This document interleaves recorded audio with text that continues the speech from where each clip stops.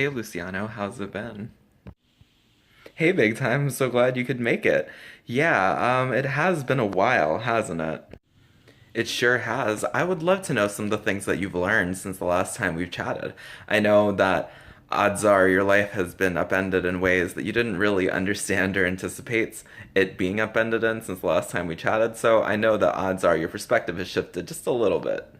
I think that maybe a better way for us to spend this time that we have together is for us to talk about nonviolent communication.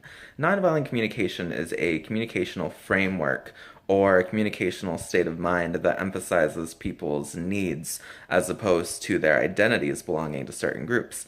And I think that it's a very important way for people who have beliefs and who have ideologies that differ for them to establish a better way of communicating where they don't emphasize perhaps tribalism over what it is that they have in common and things that they can do together that would make them move closer to their mutual goals.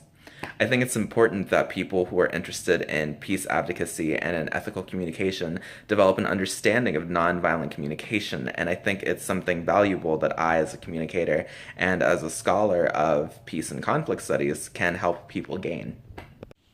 That's great sounding in theory, but I'm really curious as to how you think someone can gain a state of mind, so to speak.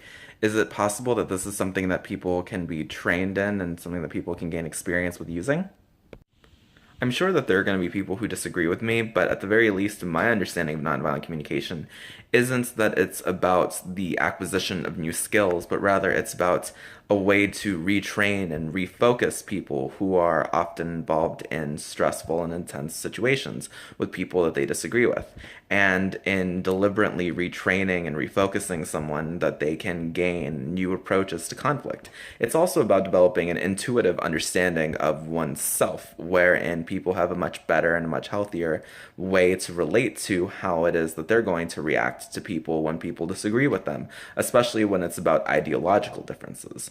I think it's possible for someone to focus and for someone to gain an intuitive understanding of how it is that they react in real life conflict situations, and then use that as a way to begin to train to gain the skills needed to master nonviolent communication. And I think that that's something that's valuable. I think it's something that's worth doing, and it's something that I want to encourage people to do.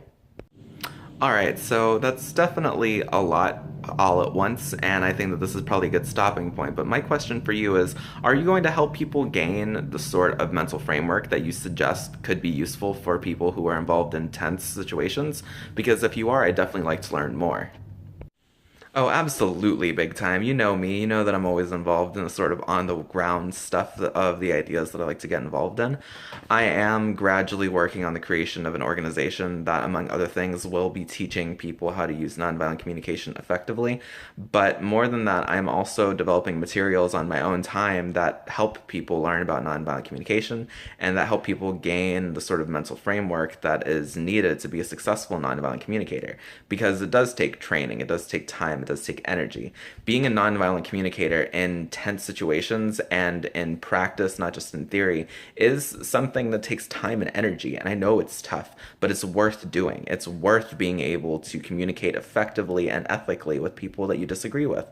It's worth being able to prioritize your shared needs over your identities and over your beliefs, because that is one of the ways to help develop a sustainable peace. And it is one of the ways to help develop communities that are healthy and that are capable of resolving conflicts peacefully before they turn violent or even after they turn violent.